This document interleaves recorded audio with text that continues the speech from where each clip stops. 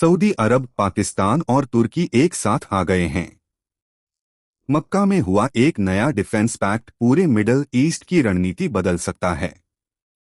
लेकिन आखिर इस समझौते में ऐसा क्या है? 7 अगस्त 2026 को सऊदी अरेबिया, पाकिस्तान और तुर्की ने मक्का जॉइंट डिफेंस अग्रीमेंट पर हस्ताक्षर किए।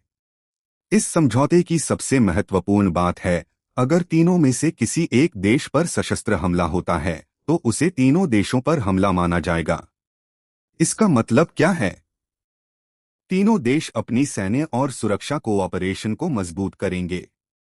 तुर्की के पास नाटो का बड़ा सैन्य अनुभव है, पाकिस्तान के पास एक मजबूत सेना और परमाणु क्षमता है, जबकि सऊदी अरेबिया मिडल ईस्ट की प्रमुख आर्थिक और ऊर्जा शक्तियों में से एक है। इसी वजह से यह पार्टनरशिप क्षेत्रीय सिक्योरिटी और डिटेरेंस के लिए महत्वपूर्ण मानी जा रही है। मिडल ईस्ट पर असर।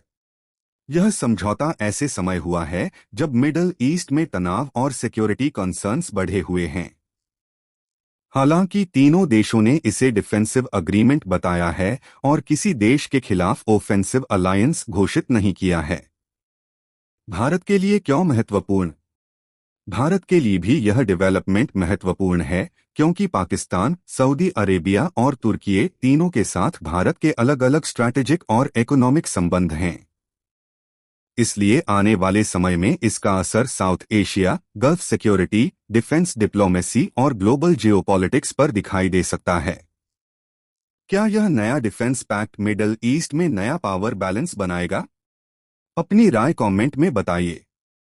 ऐसी ही महत्वपूर्ण इंटरनेशनल न्यूज़ और ग्लोबल एनालिसिस के लिए लाइक, शेयर और सब्सक्राइब जरूर करें।